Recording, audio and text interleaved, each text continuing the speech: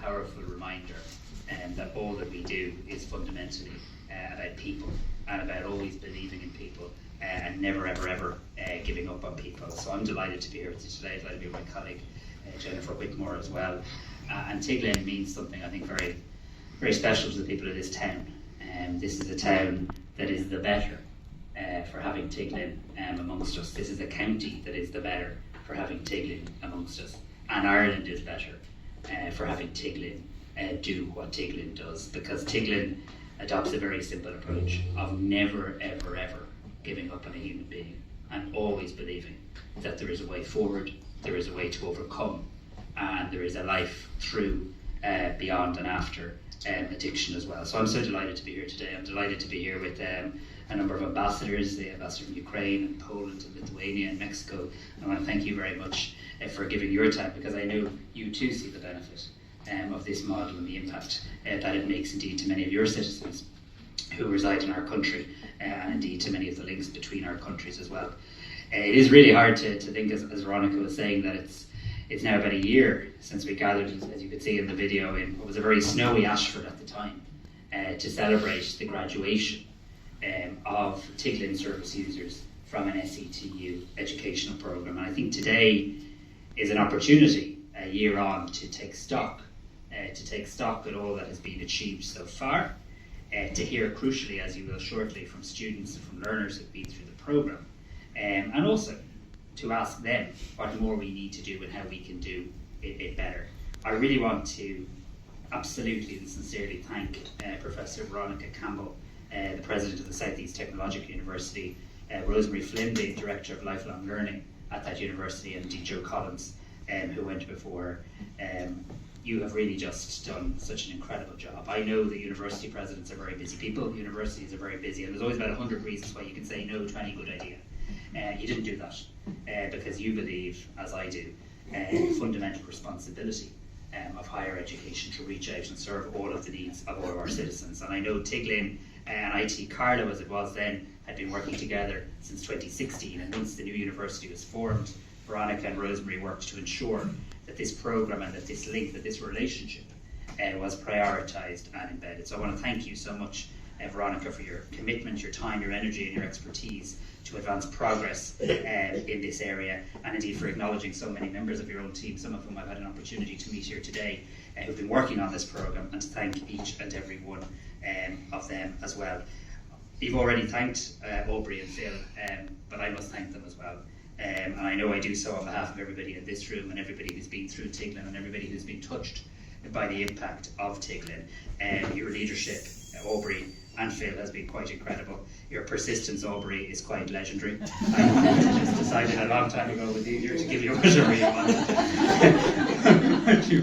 for a quiet life, but I say that only jokingly, because I know everything you do and everything you seek is done from a place of good, from a perspective of a big heart as well. Everybody here in this room today knows the incredible work that Tiglin carries out in supporting people struggling with addiction, and in embedding that belief in people and their families and communities that you can break free from its grip, you can reclaim your life, and this work I know would not be possible or as successful without the work of Aubrey and Phil, and I'll come back to that shortly. But today is a chance to thank everybody who's volunteered for, everybody who served on the board of, everybody who fundraised for, everybody who's been a friend of in any way, shape or form, Tiglin and all that you've done.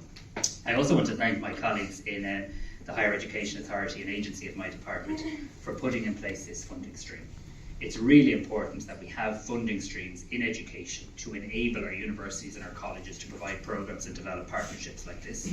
Often these application processes can be really competitive, and therefore I don't envy them in the job that they have to do in identifying the most noteworthy projects to progress. But in fact, my most important and sincere thanks today is to the residents and the staff of Tiglin who have gone through these programs, because you can't have any programs without any students. And it does take a real leap of faith for somebody to put up their hand and say, I want to give that a go. For a busy staff member in Tiglin to say, I'm going to carve out time to upscale or to rescale or to access a module or a part of education so I can better do my job and support myself in my own career development. It takes huge guts for somebody struggling with addiction and on that journey to say, I'm going to actually try something new. I'm going to go back to education. I'm going to go back to something that perhaps I was deprived of through no fault of my own, the opportunity earlier in life. There is not a family in this country who has not been touched by addiction. But sadly, sometimes we live in a country where we don't say that very often, where that stigma around addiction still exists, where we think that stigma is something behind somebody else's whole door. We all know that's a nonsense. We don't talk about this nearly enough. Addiction in all its forms, in so many different ways, has impacted so many people, individual people, families, and communities. It's not something that happens to somebody else. It's not something that happens to a certain type of person. It is something that can visit any one of us at any time in our life in many, many different ways. And we shouldn't shirk those conversations, because in doing so, we allow that sense of shame or worry or anxiety to take hold in Ireland. Because the truth is, we all have direct experience in some manner or means, be it ourselves, a family member, or a close friend. And I think Tiglin's philosophy of treating the whole person, not just looking at the addiction, but looking at the person behind the addiction, and seeing how we meet their needs and how we help them reclaim their life, whether that's through education, through family relationships, through work attitudes. And really what you're doing is aligning so closely with my work and the work of my department. Because I do think for far too long in Ireland, we adopted the approach of, well, when you recover from addiction, come and talk to us then. And then we might give you a house. And then we might give you access to health service. And then we might put you on a college course. And again, we know that that view is a nonsense. It's a concept that needs to go out with the dinosaurs. Because of course you can help and aid and abet somebody's actual recovery journey by providing them with the services during the journey. Not saying get over your addiction and one day we'll help you. By actually wrapping around those services, those education, those health and those housing services, is fundamentally how you make sure somebody's recovery journey can be successful. And that's what this project is about. A project between SETU and Tiglin that empowers those in recovery with the skills and the confidence they need to progress onwards to either further study or to employment. And we have seen in this video, and I really want to thank Michelle and Nigel and everybody else for the profound impact that this collaboration is having. This impact is reinforced by the feedback and the survey from the 92 learners from Tiglin's community. The response has been overwhelming.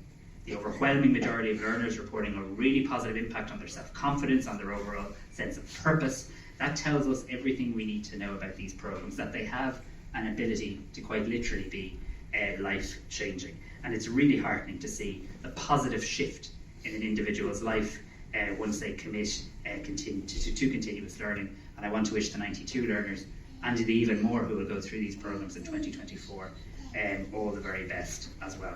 For me, this is really about recognising that this country has to move beyond the old 20th century attitude to education. The 20th century attitude to education is very easily explained. You start school when you're 5, you go through primary school, you go through secondary school, you might do 3 or 4 years in university, then you go off and get a job, you retire, and that's it. That concept is so outdated.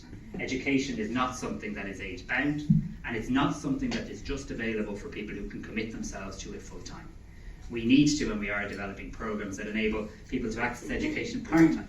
To say to a person with a disability, we don't want to just have a conversation about your health needs, we want to have a conversation about your heart and your passion and what you want to do after school. To enable somebody in prison to say, how are we going to get your life back on track and end this revolving door where you go in and out of prison? How are we going to find you that meaningful purpose in life that you and your family are looking for?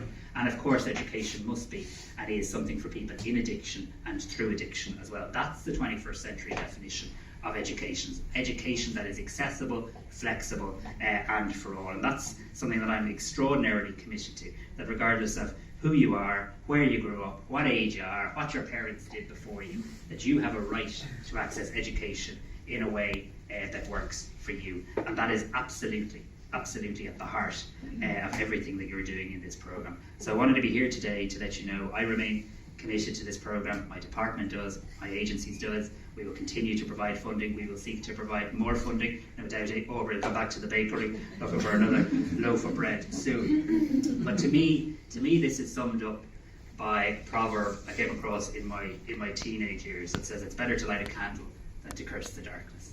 It can be so dark when you're going through difficult times. It can be so dark when you're living with addiction. It can be so dark when you're trying to support somebody with addiction.